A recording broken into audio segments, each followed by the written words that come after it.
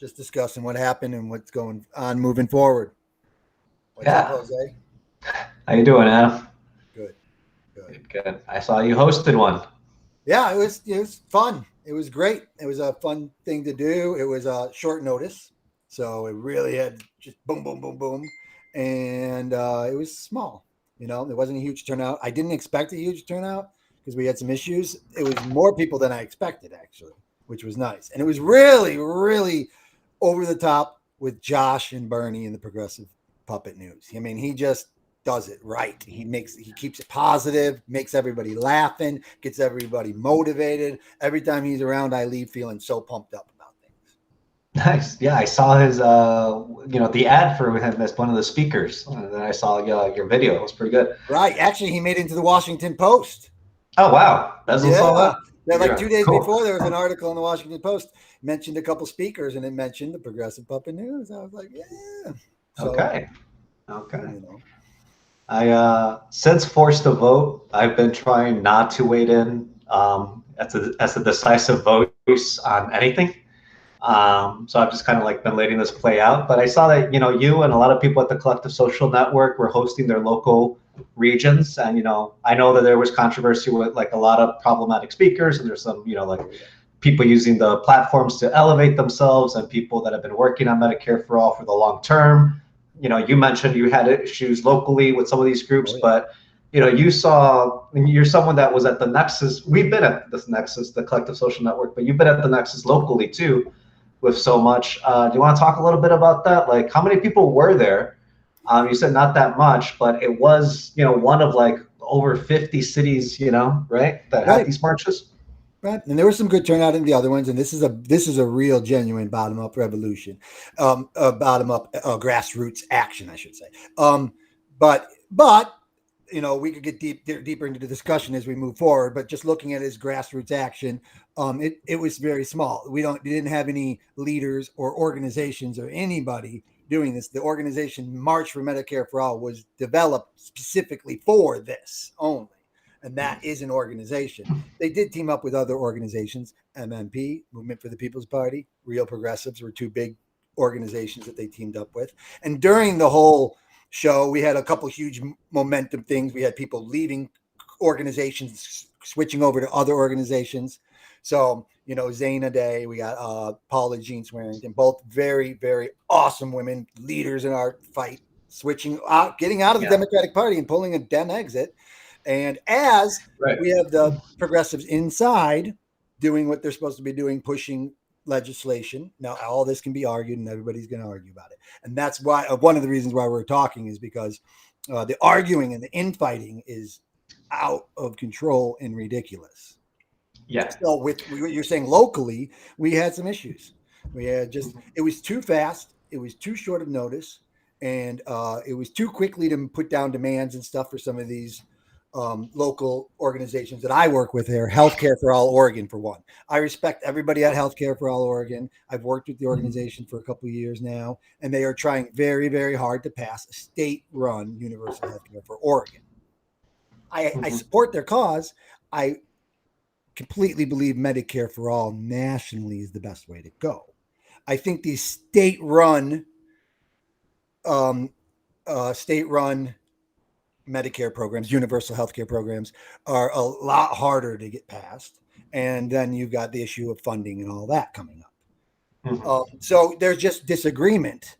But, you go over to the March for Medicare for All group, and especially the last 2 days, and you've got everybody arguing and bickering. And it's, and I've been involved in this too. So it gets so confusing. You see someone writing a bunch of stuff on Facebook, and then someone else jumps in. And it's literally gotten to the point where people are switching sides. Like, I can't even tell. I'm like, oh, wow, now this person's arguing for the squad when 2 days ago they were arguing against the squad.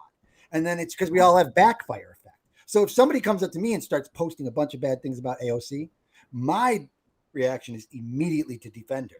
But if they come to me telling me how great she is, my action is to say, no, she's not so great. Yeah, most unions are designed this way. So it makes it very easy if you're an outside source trying to agitate. It's very easy to keep us divided and keep us from getting things accomplished if we're all Yeah. infighting about stupid drama and stupid bullshit. Yeah. No, I agree. We've been on that since Forced to Vote. It's been Right. yeah. People have been trying to like speak to it intelligently, but that's not why Jimmy Dore started that. Um, uh, there's like this guy on Twitter, like Jeff from Florida, who's just been like hammering against forced to vote, the March for Medicare for All people and their efforts and all that. I mean, like just like really going to town. I don't know if it was like that serious, like to just be negative for people like advocating for Medicare for all, but there has been like pushback on like that this march was a ploy, for Movement for the People's Party to kind of shore up a base nationally, which I'm not even totally against, like, as you mentioned, two people that we know, Zana Day, Paula Jean Swearengin, good people that joined the Movement for the People's Party. Paula Jean has a lot of, clout in her reasoning why the Democratic Party is a dead end for her region, for her people, for Sure. having any kind of, respite or help from the federal government. The Democratic Party is the problem. Specifically, everyone knows it's Joe Manchin that she had the courage to run against and had the Democrats Right. work against her. And Yep. then as a Democratic candidate for Senate, had the party work against her for the Republican candidate. So like with that legitimacy, the Movement for the People's Party, they get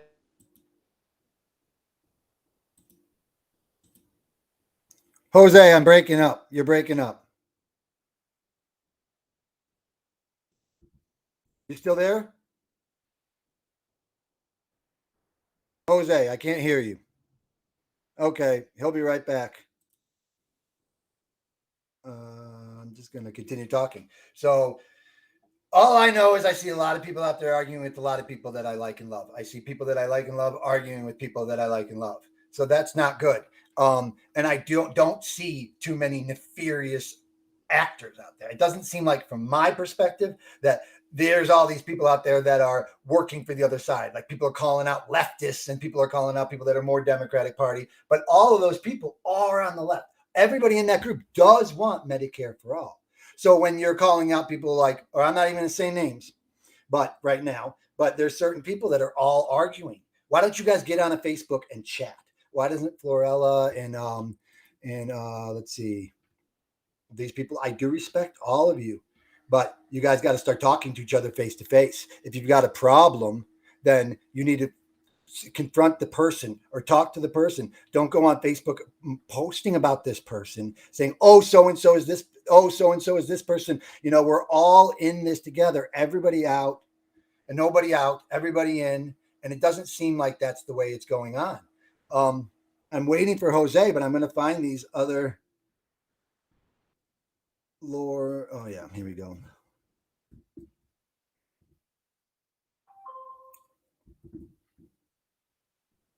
Let me look at it. Lauren Steiner. There we go. So Lauren Steiner, who's a big advocate for the Medicare for all, always has been for a couple of years. She is calling out other extreme leftists that are more socialist, like Florella and other people, for bashing. Okay, and I know where she's coming from.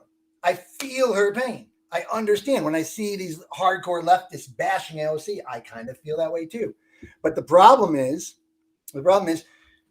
now Lauren Steiner is becoming the actual same exact thing she's against. Laura Steiner is now becoming a negative person, attacking somebody else in our fight, calling that person out, saying that person might be, nefarious or something. And all of us are calling each other out. The real progressives, think some people in MMP might be, or some people in MMP don't like real progressives. And then you got the DSA, and then you got the Democratic Party, and all of us should be getting along. But the way they control us is to make sure that we never get along. That is the number one way that the top has always controlled the situation from day one. From before even the founding fathers made it the United States, they were making sure that it was divide and conquer. And it's always going to be that way. And until we can put that aside and say, look, I don't care what anybody told me. I'm going to look at Lauren Steiner and say, look, I know she wants Medicare for all. I don't care what other policies she's for. I'm going to agree with her on Medicare for all, and we're going to fight this to the end. Same with Lorella. Man, I've gotten arguments with her. I mean, yeah, a lot of these people can be problematic, but they're on our side, and it's going to be more of a problem if we are fighting each other. So we got to fight the system. The system is the thing that controls all of us and makes Lauren Steiner fighting with Lorella. That's the system. We're losing because of the battle, the infighting going on in the Medicare for All march. We're losing because some of, don't take this, but you know this is true, Jose. Some of your people are telling you that the March for Medicare for All is nefarious or white supremacy, right? Do you hear that from some people? I do. Okay. Yeah. And then on the exact. So you also have some receipts. Oh. I know why they're saying it. And also, it's sometimes you're like, okay, I will say they lack people of color. Okay. I will say we are lacking in the March for Medicare for All. We need to open those doors up. But I will also say I tried to here.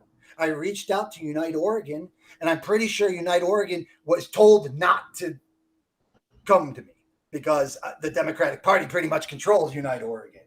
And so they try their hardest to make these things. That's going to be the next thing, It's going to be the white supremacy is going to be the next bad guy in the room.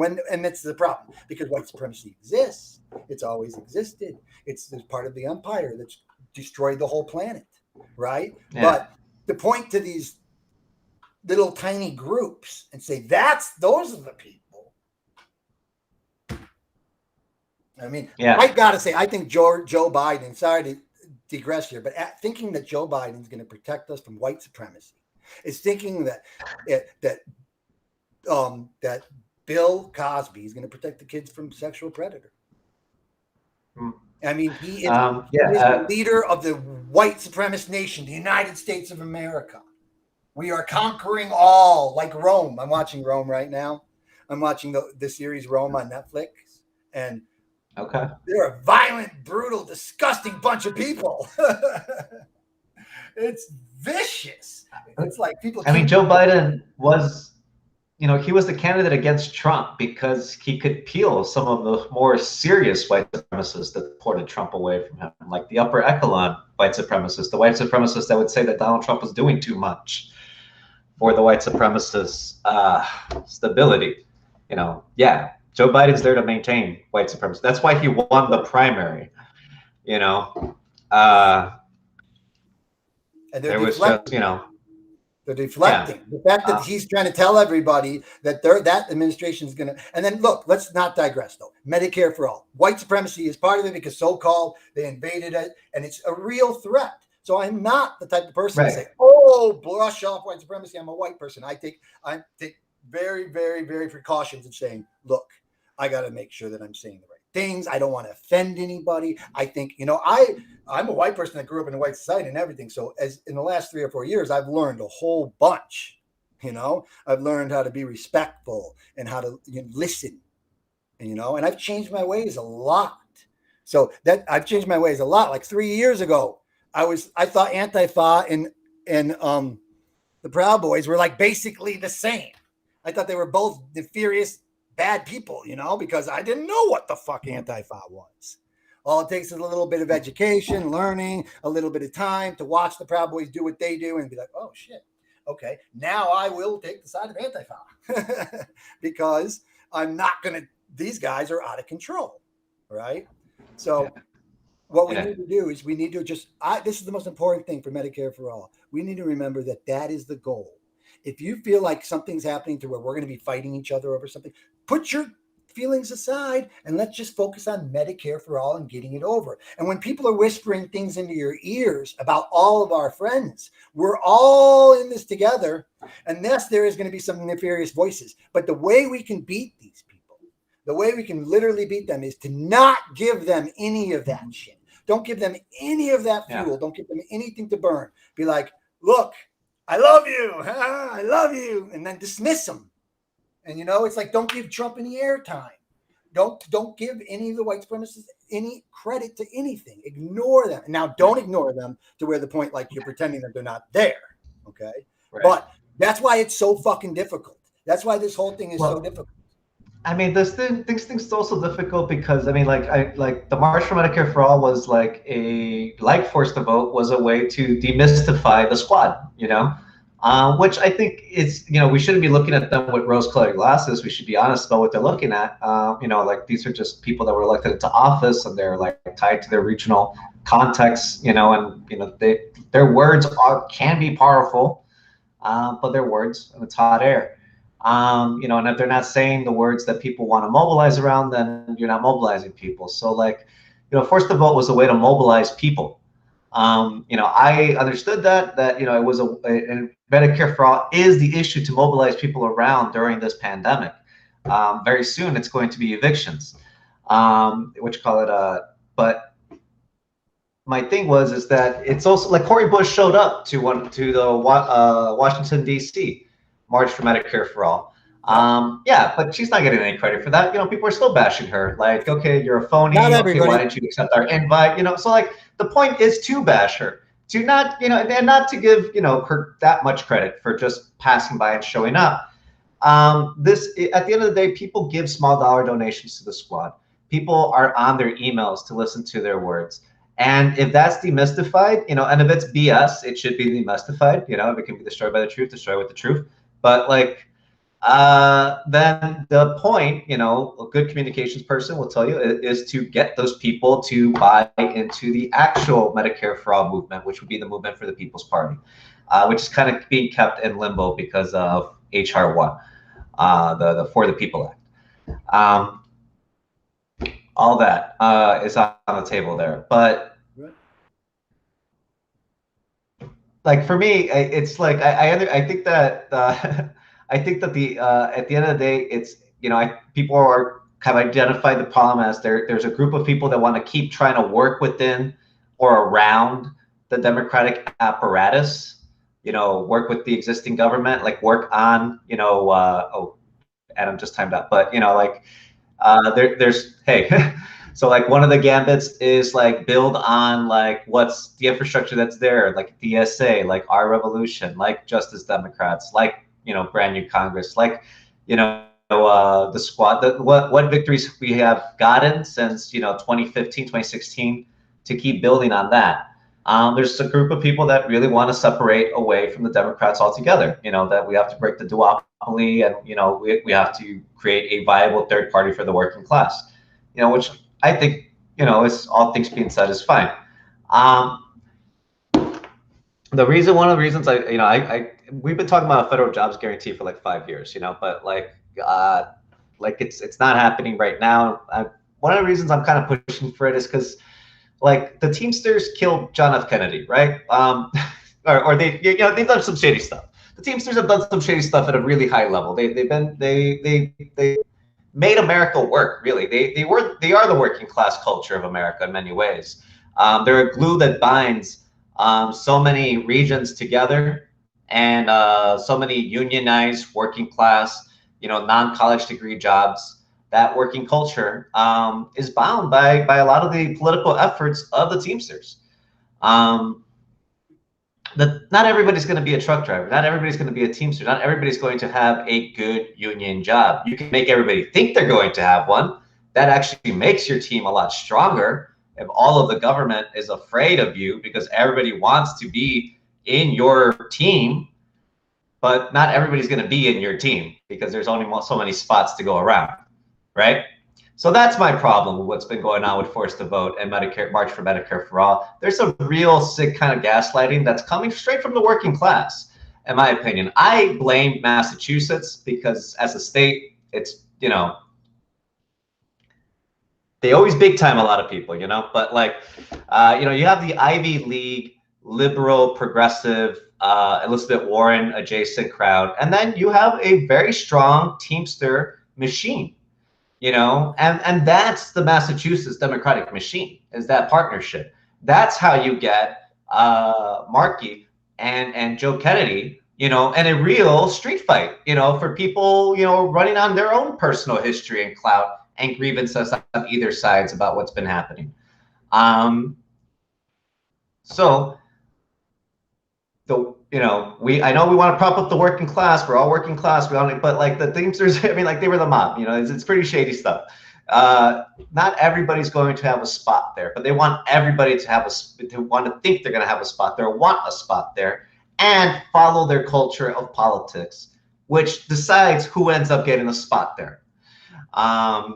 You want to talk about the internal racism of union organizing. There's people way more qualified than me, but like. My only thing is that the Movement for the People's Party, a third-party movement, might help regional groups sue for better individual conditions.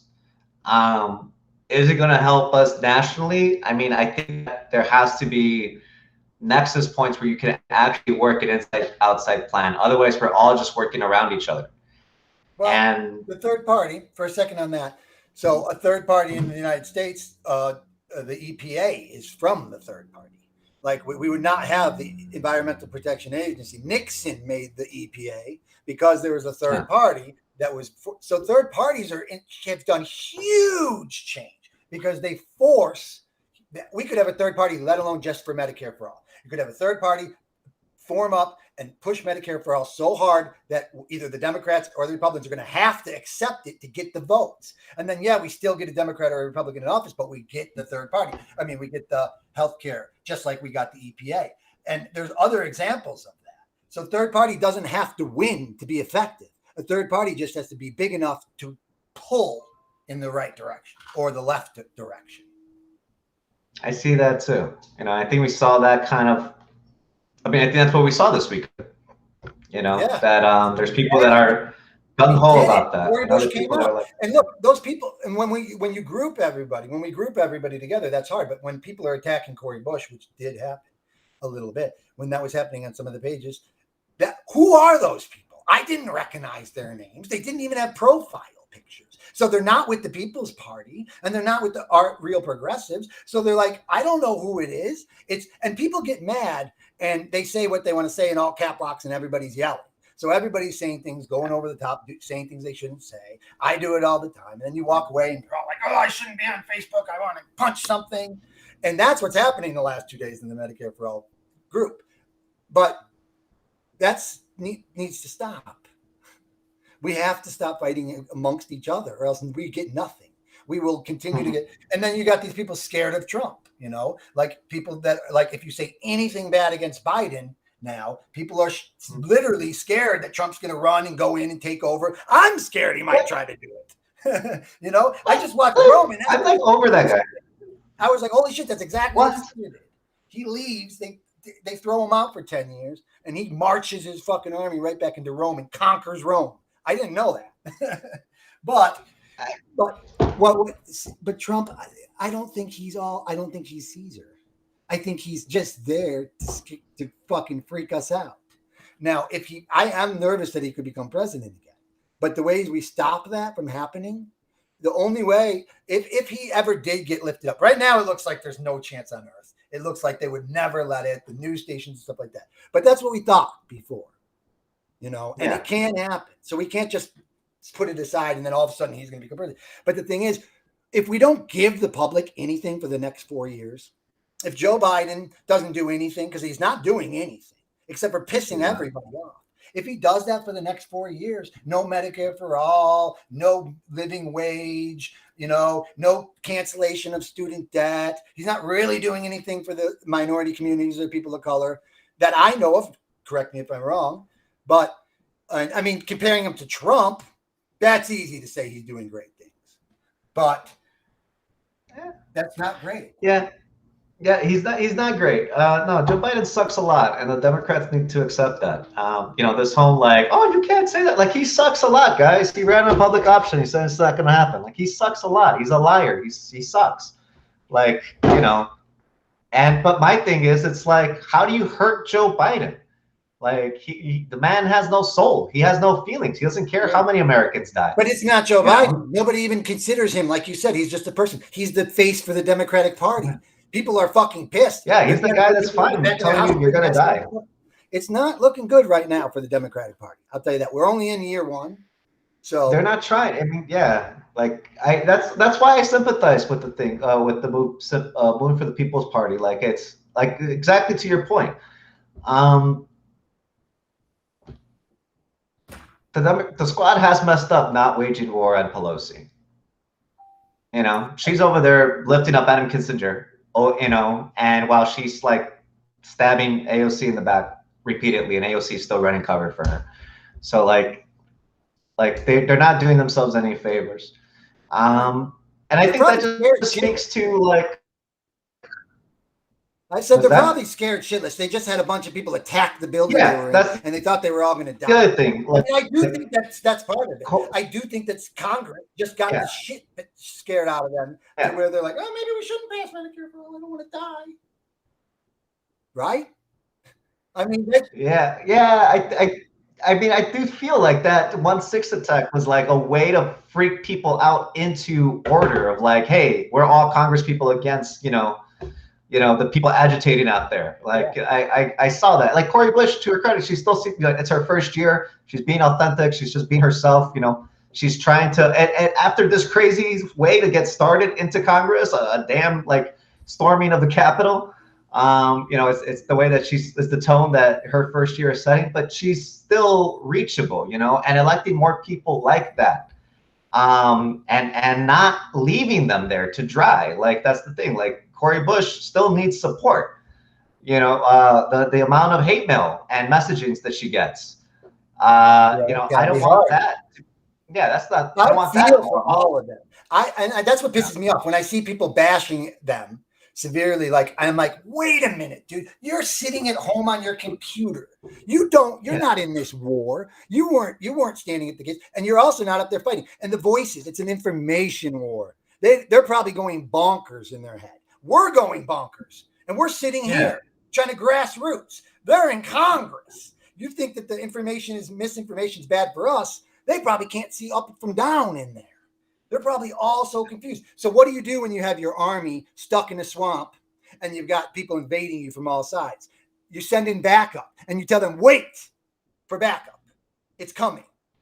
And then when backup gets there, then you continue the fight. So that's why we do need to get Nina Turner in here. I'm all for the People's Party, 100%, because we need a third party. Absolutely need a third party.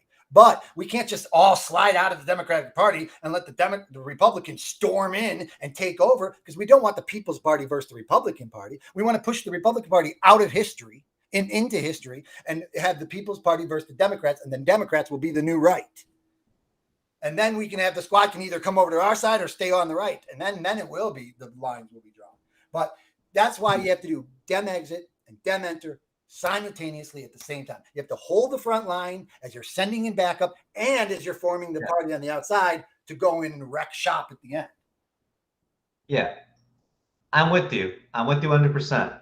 What you call it? Here's the thing. For me, like the Democrats, the apparatus, like the Democratic workers, the people that run the party, they took all that Bloomberg money, and they're already like practically Republicans. But to your point, yes, I do see them verging over to like Republican, millennials, Yep. and being like, hey, we want less socialism and more like common sense market solutions or some whatever BS, Yeah.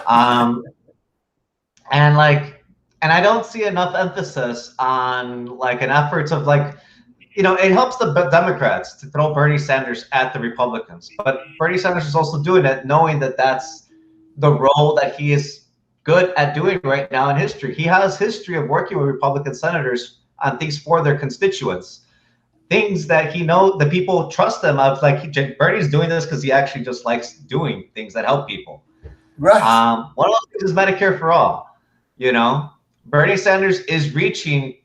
His work is like this would knock out. Like jostle the leadership of Mitch McConnell and McCarthy, who have their caucus completely locked up in no voting. If you break that, the squad's already breaking away from the Democratic, conservatism. Like, Okay. AOC was already supposed to be this no that was geometrically opposed to Joe Biden, right? Who's the Yep. president now, the establishment, Yep. so You have Joe Biden as like the right wing Democrat, and then you got like the squad all the way to the left apparently. Now you have but and then you have some progressives like following the squad a little bit, like the Progressive Caucus. Not everybody there makes headlines, but you get some fair weather allies. You don't have a lot of that in the Republican Party, and Bernie Sanders is just beginning the work of really undermining what you call the leadership of Mitch McConnell, who has in U.S. history the most corrupt, majority leader and U.S. history is Mitch McConnell. His leadership definitely deserves to be undermined by Senator Sanders. And then Kevin McCarthy, who was for the coup and not the coup and kisses Trump's ass, but throws him under the bus and is afraid of Liz Cheney, but talks behind her back. That man is holding the Republican caucus together. No, he's not. He's not holding anything together. The corporate money is holding that Republican caucus together that Kevin McCarthy is running cover for. Bernie Sanders can hurt the Republican House easily with receipts. And if he starts doing that, he can really start undermining Mitch McConnell, which we as a nation, if you want to pass Medicare for all, kill that man's political future. Okay, that's what we should be focusing on, in my opinion, is Mitch McConnell having no political future.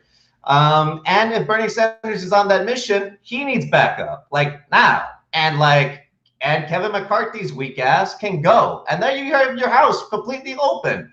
And that's just me.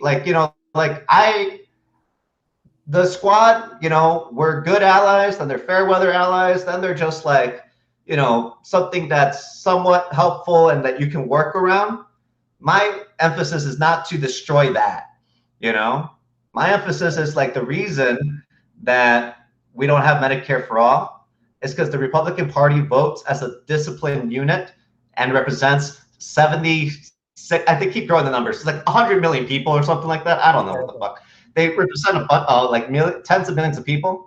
Yep. That are not going to change their mind because their team bought Jersey in completely, and they're still waiting for their Messiah to come and save them. And Mitch McConnell and Kevin McCarthy are promising them another Messiah. And if they get stepped off their game before they can deliver DeSantis or muddy up Mike Pompeo to be enough of a psycho, or get Mike Pence to be less of a psycho, if we muddy up Republican leadership before they can do that, then those tens of millions of people that are ready to die for Trump again might, actually be open to something productive for their personal lives if Jesus isn't coming, Yeah.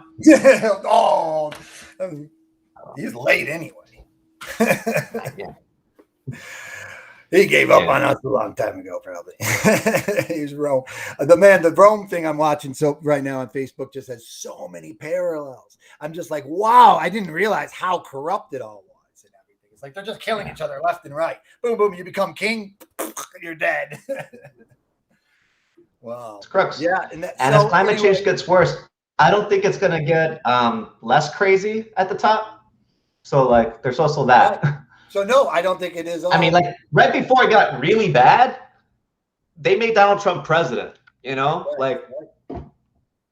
The people that run the world are insane. Right. Well, it's just yeah. I always ran on that. I'm just assuming that are crazy. You can't be without being crazy, especially because look at the world. I mean, maybe if we had a great world, we could be the people that run the world rock. But look at our world. It's like hell.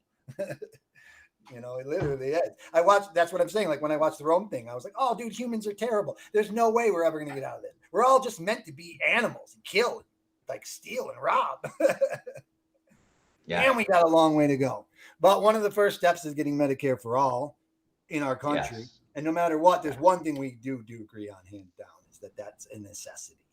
And how to get there, we all disagree. All of us out there, me and Jose don't agree on everything, but we and him talk. And sometimes when Jose, look, with the force to vote, I came to you. And when you said, I stepped back on that one too. I was totally not getting involved. And then you were kind of involved in it. And then I was like, all right, so and I just think we're being, because we are all tools. We all have strings. And there are people up there that none of us know, and they're playing all of our strings. So we don't exactly know what strings are being played and what's our own idea, because we get the information comes into us, our brain processes, but Facebook knows what we're going to be thinking in 20 minutes after they show us all that information. They know exactly what our brain thought is. So they're like, here, give them all this information, and then they'll start thinking this way. So we're all being separated by information. So as long as you just remember that, and when I hear everything you say, I put it all in my brain. Maybe I don't agree with it. And then a lot of times later, I start realizing, I see what he was talking about, because then that information wasn't coming my way, because whatever, I'm white, or I grew up here, or whatever, I'm a man, my different beliefs. Those are what bring me the algorithms for the different things they show me. I've tested Facebook. Back in the day, Facebook was real easy to control because it was an AI that was really stupid. And you could make them think that you thought a certain way. It's not like that anymore. Facebook has gotten really smart. I'm like, holy shit. Oh, man, It's like a thinking robot. And its mission is to keep us separated and disinformation, That's basically what I don't know if it was invented for that, but the CIA and Mark Zuckerberg, obviously, when that happened, came into effect, they marched right in. And like now with all this fact checking and shit, and like the Washington Post is controlled by the CIA, Jeff Bezos, CIA owned, like we're talking Facebook, those guys, those are the ones. Those are the leaders. The guys going to the moon, they're the ones that are controlling the information, controlling fucking everything. Now, I don't know any of it. Obviously, I'm not trying to pretend I do. I don't know if Mark Zuckerberg knows his strings are being placed. I think that they've gotten so good at playing people like marionettes that nobody knows they're being played anymore. But I don't think there's been a president in office that hasn't been like mind controlled in years. Because why would there be? I mean, we have the technology. We'll do anything we can to make sure the United States stays in power. That's the most important thing. So why wouldn't we be trying to control everybody through information? And of course, they've been doing it for tons of years. So it's all about infighting. Go look up the two CIA organization programs in the 60s that they did. I'll post a post about this right after this. I'll post it in this thread. 2 CIA operation programs where they went in and they controlled the Black Panthers and the white supremacists, the KKK. The CIA invaded both of them.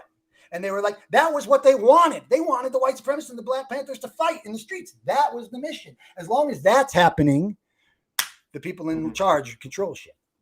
As long as we're divided, they can control us. And it's in a smaller form when you're going to the progressive movement, our movement. But there are still nefarious actors trying to get us to fight each other. The way we win is stop fighting. Don't buy into that shit. Even if you think somebody might be a bad person or the other side. Pretend they're your best friend. Kill them with love and dismiss them. Because then unless they're domestic abuse reactions, we don't get the fights going on. We don't get the back and forth. The whole thing Facebook and social media is designed for. So another thing to control all of this and stop this is face-to-face talking. So many people want to jump on those groups and say what they want with typing. But when the person's on the screen and you're looking at them at the face-to-face, they don't want to talk like that anymore. Right. And like, I've been working on it because I know I've been there. And now I'm trying to be like, look, whatever I'm going to be able to type, I'm going to be able to talk to somebody, say it to their face. And then maybe I'll realize how stupid my thing sounds. Because I do say it sometimes. Even talking to you, I start saying something. I'm like, that sounds dumb now that I'm saying it out loud. So talking is important to each other, face to face. Stop arguing with each other. That's my message today to everybody. All you guys out there, I see you guys fighting. It doesn't matter which side you think you're on. If you're attacking someone else that thinks they're on the same side, you are working for the bad guys. Yeah. The civil rights for a lot of reasons had, like the nonviolent form of civic agitation. These were civic protests. Like they were actually made to make people uncomfortable and inconvenience people, like blocking roads, like locking yourselves to machinery or buildings, or refusing to leave an area. You're not being violent, but you're not going to let yourself be ignored. That's activism. At this point, like I I have said some messed up things about people. I have a lot to apologize for in the sense that, you know, I was in the middle of things and then I wasn't. Um, any abdication of responsibility and the ramifications for that, you know, like definitely not good of me. I decided to like just go on the like F you Jimmy Dore tirade instead of like, as you said, trying to have more face-to-face conversations with people.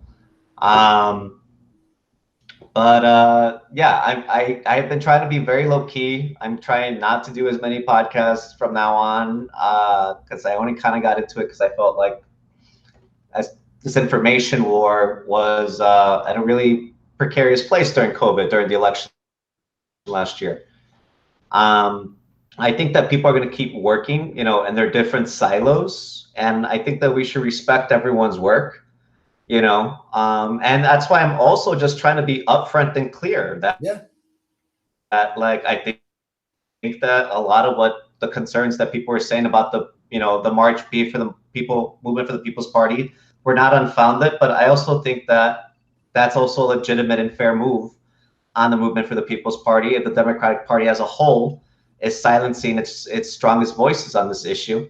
So, I mean, moving forward with more respect for different groups and what their individual projects are and how that fits into our collective good, you know, I think, you know, I'm 100% with you on this. It's what I hope that any, you know, social media or conversation that I'm doing, you know, after this is just emphasized on that, building bridges. Right. Well, you've been interviewing people, and that's always good. Interviewing people that are running for Congress is like, you know, it's well. I guess I mean, it can be good, and then I guess what you're saying maybe it couldn't, because if you're going there and if you're interviewing somebody that you don't think should be in there, but then maybe you should just toughen up the questions. How do I know that you're going to actually go in there and you're not going to join the Twitter thing? You know, but then at the same time, you want to hold these people up. If you respect them, you don't want to hold them down, but give them something to think about. How do we know you're going to get elected and not join the squad with just tweeting? You know, and even if they gave me an answer like, oh, I think the squad's doing fine, they're just waiting for more people so the progressive caucus gets bigger so they can make the bold move, I'd be like, that's a good answer. Sure. You know, because if we doubled the squad in size and they continued to do this, that would be, well, that would be really problematic. But there comes to a point where they can't. So we just got to keep jamming him in there, you know, and hope for the best. Yeah. All right. Well, I definitely glad we had this talk. I hope people out there listen to this, and I hope people start just seriously trying to get along. And then when you type that shit, read it as if you were reading it and they were sending it to you, because you type it. I've been typing so much. I type long essays. And then I read them and I laugh and I go, I'm so funny. And then I delete it all because I'm like, you know what? I'm not going to call them a name. And plus, I don't want to get banned from Facebook because over calling somebody a name, because I'm trying to get information out there. There's a goal here. It's not about like, oh, I want to have Facebook for fun time. It's like, no, if I get banned from Facebook, that's a lack of information we're trying to pump out to the collective social network through all our pages, you know? So is it really worth calling someone an idiot? Because then in the end, they just backfire effect, and they double down on their beliefs when you call them an idiot. So it doesn't work. So just check yourself before you wreck yourself. Wow. Okay. I really need to hear that. So I appreciate it. I'm a wreck though. That's kind of been my thing. I love you, Jose. Love you too, buddy.